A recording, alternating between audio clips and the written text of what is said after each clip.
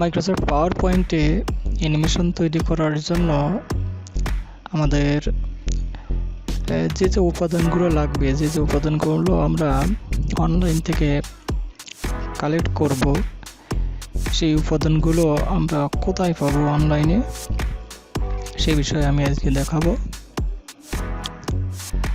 তা আমরা যখনই মাইক্রোসফট পাওয়ার পয়েন্ট একটি অ্যানিমেশন তৈরি করতে যাব, তখন আমাদের জিফ ইমেজ এবং পিএনজি ইমেজ এই দুটোই বেশি লাগে। আমরা এখান থেকে ফায়ারফক্সে গিয়ে আমরা এখানে সার্চ বারে লিখলাম জিফ ইমেজ। জিপ ইমেজ লিখে আমরা যদি সার্চ দেই তাহলে এখানে অনেক জিপ ইমেজ চলে আসবে। তা আমরা যদি পাখির ছবি চাই তাহলে এখানে জিপ বার্ড ইমেজ লিখে সার্চ দিতে পারি। যদি আমাদের বাঘের ছবি দরকার হয় তাহলে জিপ টাইগার ইমেজ। এভাবে শুধু এখানে লিখে সার্চ দিলেই তার ফলাফল এখানে শো করবে। তা আমাদের এখান থেকে যেটা দরকার, আমরা দেখতে পাচ্ছি এটা একটা জিপ ফাইল, জিপ বার্ড। তা আমরা এর উপর রাইট ক্লিক করব, রাইট ক্লিক করে সেভ ইমেজেস। জাস্ট আমরা ডেস্কটপ সিলেক্ট করে দিলাম। আমরা এখানে দেখতে পাচ্ছি এটা জিপ ইমেজ। আমরা এটা কনফার্ম হবো, এখানে ফাইল নেম অটোমেটিক চলে আসবে। যদি জিপ হয় তাহলে জিপ এখানে চলে আসবে। সেভ দিয়ে দিলাম। এবার যদি আমরা চাই জিপ, আমরা জাস্ট এখানে দিলাম walking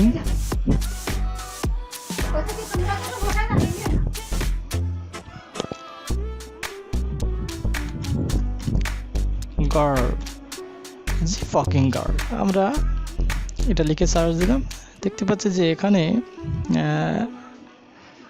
walking girl, zip walking girl চলে আসছে। ঠিক আছে, আমরা এখানে অনেক পাবো, যেটা আমাদের পছন্দ আমরা সেটা নিয়ে নেব।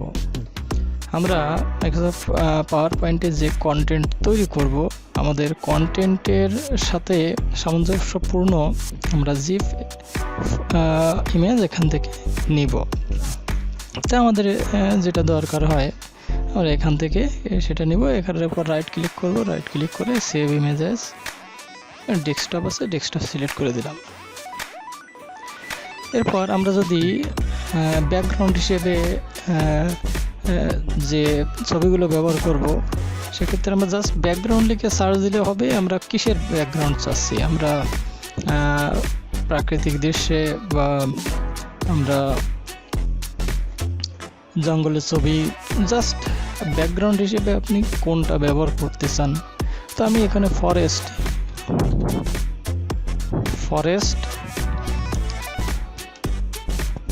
পিএনজি ব্যাকগ্রাউন্ড লিখে সার্চ দিলাম। তা এখানে আমরা এই যে পিএনজি, এটা আমরা আমাদের কন্টেন্টে ব্যবহার করতে পারি। আমরা এই পিএনজিটা আমরা সেভ করব,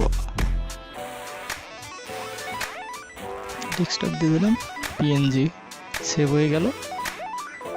আমরা পিএনজি বাদেও সাধারণ ব্যাকগ্রাউন্ডও আমরা ব্যবহার করতে পারি। এটা সম্ভবত পিএনজি না, এখানে একটা সেভ ইমেজ দিয়ে দেখি, এটা ওয়েব ইমেজ। আমরা ওয়েব ইমেজটা নেব না, আমরা জেপিইজি ফরম্যাট অথবা পিএনজি নেব।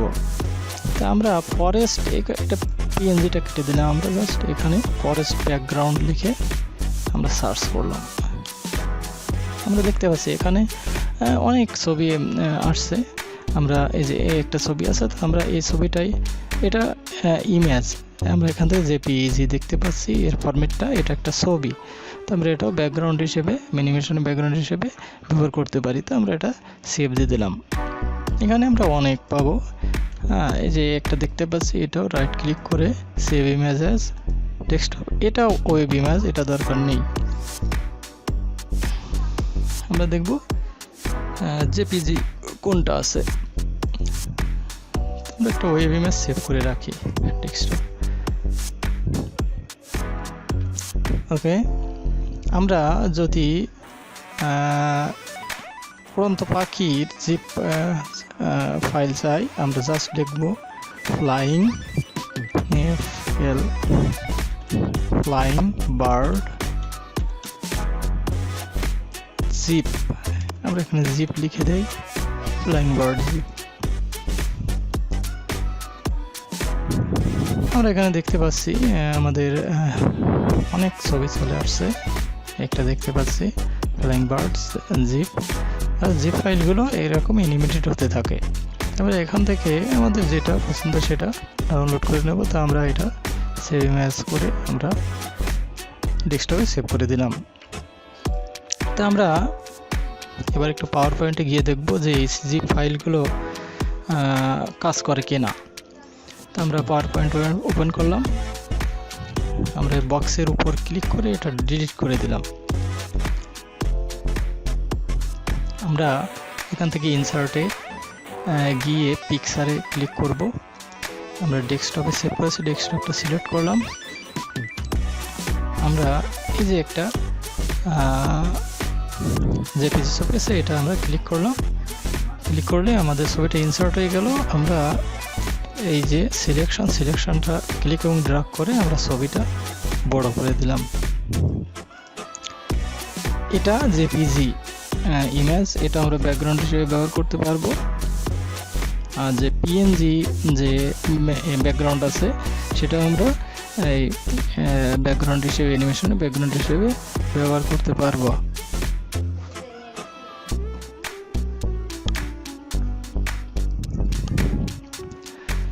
তা আমরা এই জেপিজিটাকে আমরা ব্যাকগ্রাউন্ড রাখলাম। এরপর ইনসার্টে গিয়ে আমরা একটা অ্যানিমেশন জিপ ফাইল নিয়ে আসবো, জিপ ইমেজ। তা আমরা এই যে এটা আমরা নিয়ে আসতে পারি। তো আমরা পাখির ছবিটা নিয়ে আসি, আমাদের এই যে পাখি। তা এটা আমরা একটু দেখি, এটা পাখিটা, হ্যাঁ পাখিটা উড়ছে, ঠিক আছে। এবার যদি আমরা এটাকে মোশন পাথ দেই তাহলে আমরা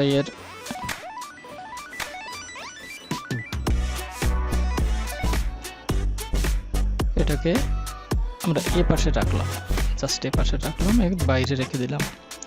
রেখে দিয়ে আমরা এবার চলে যাব অ্যানিমেশনে গিয়ে আমরা অ্যাড অ্যানিমেশনে গিয়ে আমরা এখান থেকে যাব মোর মোশন পাথ। এই মোর মোশন পাথে গিয়ে আমরা এখান থেকে যাব লেফটে, অর্থাৎ সরি রাইটে যাব। আমরা রাইটে দিয়ে ওকে দিয়ে দিলাম। এবার সরি আমাদের এটা আমরা লেফটে দেব, অ্যাড অ্যানিমেশন মোর পাথ, এখানে গিয়ে এই যে লেফট, ওকে। অর্থাৎ লেফটে দেওয়ার কারণ হচ্ছে এই পাখিগুলো বাম দিকে উড়ে আসবে, ডান দিক থেকে বাম দিকে উড়ে আসবে, এই কারণে লেফটে দিলাম। এবার এই সিলেকশন এখানে একটা দেখা যাচ্ছে, সিলেকশনটা ধরে আমরা টেনে আমরা এই নিচে বা উপরে বাইরে নিয়ে চলে আসবো। এরপর আমরা এখানে ডিউরেশনটা একটু বাড়িয়ে দেবো, 10 সেকেন্ড করে দিলাম।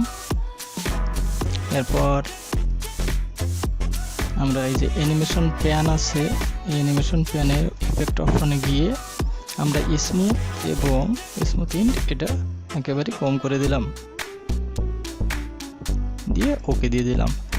এবার আমরা দেখতে পাচ্ছি পাখিগুলো স্মুথলি উড়ে চলে আসছে। এভাবে আপনার কন্টেন্ট কোন ধরনের হবে, কোন ধরনের উপাদানগুলো থাকবে, সেই উপাদানগুলো আপনাকে কালেক্ট করতে হবে। তা আমার ভিডিওটি যদি ভালো লেগে থাকে তাহলে অবশ্যই সাবস্ক্রাইব করবেন এবং বেল আইকনটি অন করে রাখবেন, যাতে আমি পরবর্তীতে কোনো ভিডিও দিলে আপনারা সহজে পেতে পারেন। তো ধন্যবাদ সবাইকে।